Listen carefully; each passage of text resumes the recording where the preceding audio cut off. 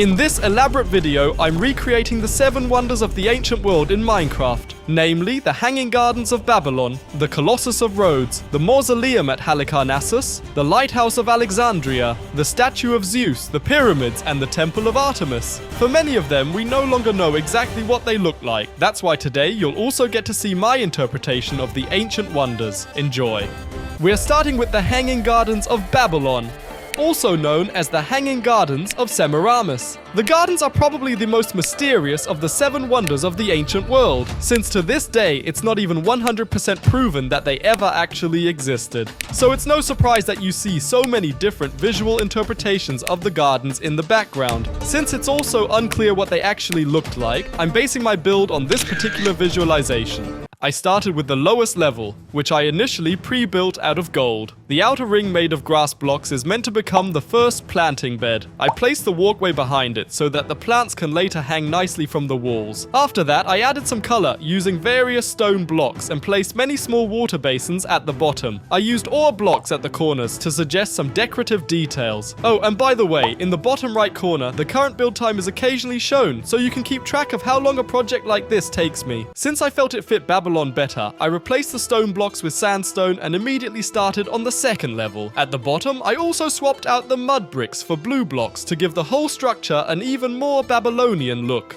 Next came the 3rd and 4th levels, which compared to the first 2, aren't really walkable anymore. Instead, they were meant to contain lots of green spaces with a variety of plants. After that, I focused on the water supply and came up with the following idea. Water would be pumped up through the small central tower and then distributed through various channels and waterfalls to the different planting beds. But the gardens were still far from finished. Everything I had built so far I copied and placed next to the original, connecting the 2 identical buildings with a bridge. Next up were the first plants. I had initially used diamond blocks as placeholders and later replaced them with saplings, which made these simple bushes look much more detailed than if I just used leaves. Then I continued with the greening process, meaning placing more plants, and this time I really let my creativity run wild. In the end, the whole thing admittedly looks a bit overloaded, but I think that's how it should be. I mean, we're talking about one of the 7 wonders of the ancient world, after all. And to finish it off, I placed the gardens in a desert landscape. Now it's your turn. Be sure to leave a comment and let me know what you think of the first of the 7 wonders in Minecraft.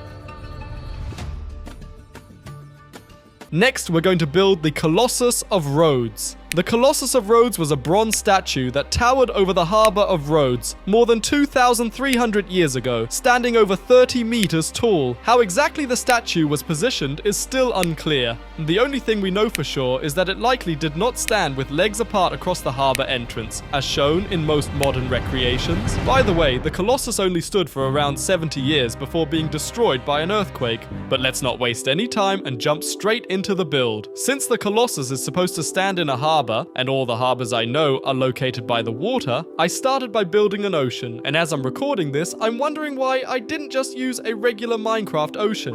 That probably would have been a lot easier than creating my own. Anyway, once that was finally done, I could begin planning the harbor. The Colossus is going to be built on the circle in the center, by the way. Oh, and just so you don't wonder, unfortunately, I can't recreate the ancient harbor one-to-one, since we don't really know what it looked like back in the day. So I had to improvise a bit, as I usually do.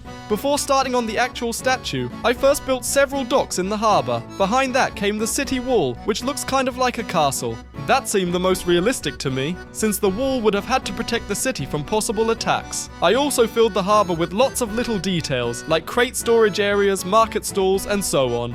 Once all that was finished, I copied it to the other side and continued with a small ship, or rather a small boat, which I placed around the harbour as well. Since the harbour still looked a bit empty, I built a much larger ship, which, once it was finished, actually seemed a bit too big for the harbour interior, so I moved it to the outside. And now it's finally time for the long-awaited bronze statue. I started with the legs, then worked my way up piece by piece, and I know, the Colossus is far from perfect, but honestly, I don't have much experience with building people or statues. Still, or maybe because of that, the process was quite time-consuming, especially since I built almost every block by hand. And speaking of hands, in one hand, the Colossus was supposed to hold a large torch, of course. For the other hand, I felt a bow would be fitting, since the statue was built as a kind of victory symbol after the city successfully repelled a major siege. Finally, I added the iconic crown of rays on the head, symbolizing the sun god Helios. But now it's your turn again. What do you think of the Colossus of Rhodes in Minecraft?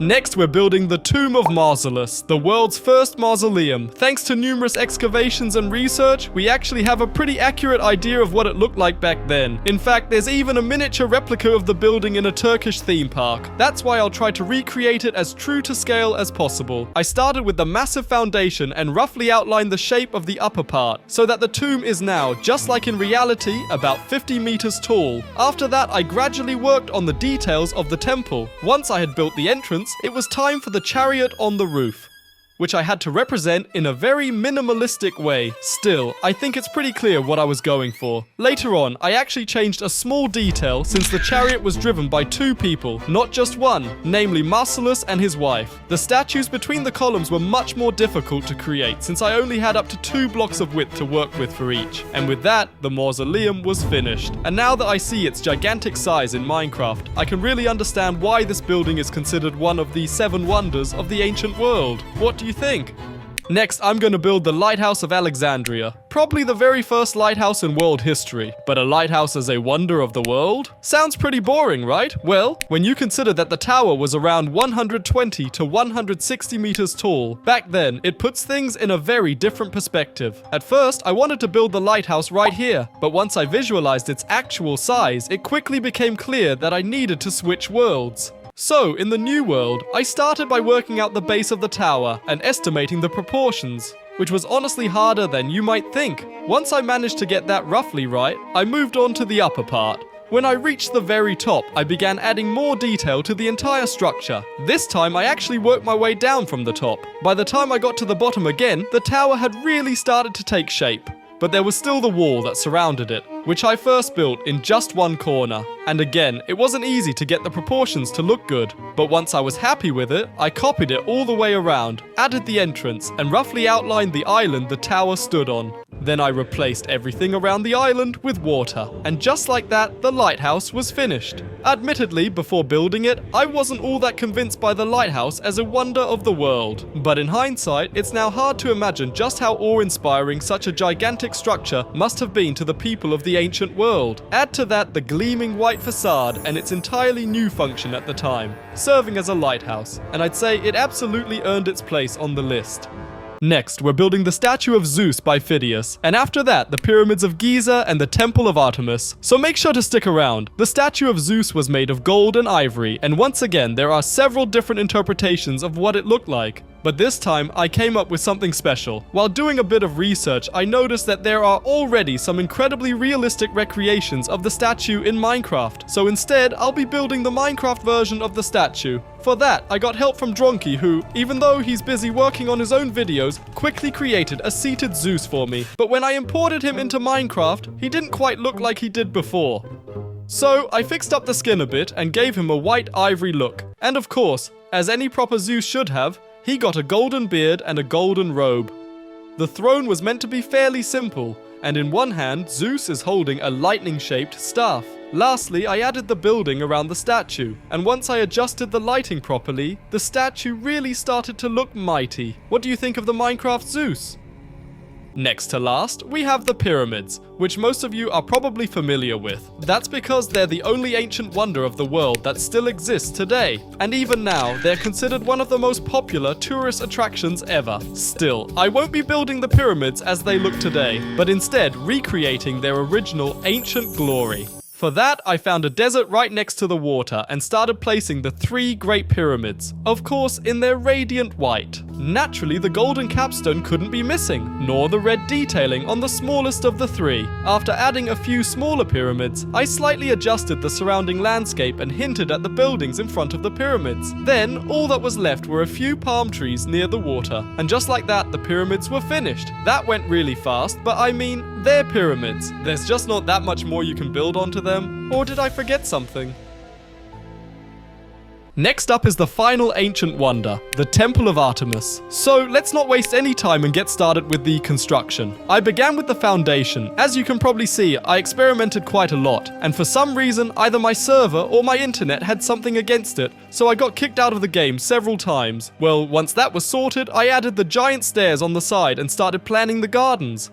After placing a variety of trees at the base of the temple, I focused on the chariot in front of the temple, which I based on the one from the Mausoleum, even though I barely had any space to work with in this small area. Next, I moved on to landscaping the gardens. I chose large, wild bushes for this. Once I copied everything around the temple, it really started to take shape. Then, I continued with the columns and began planning the interior. When I was done with that, I built everything up and started on the roof, which was mostly made of wood. By the way, this was also the downfall of the temple, as some guy managed to set it on fire because of the wooden roof. He did this in the hopes that his name would go down in history.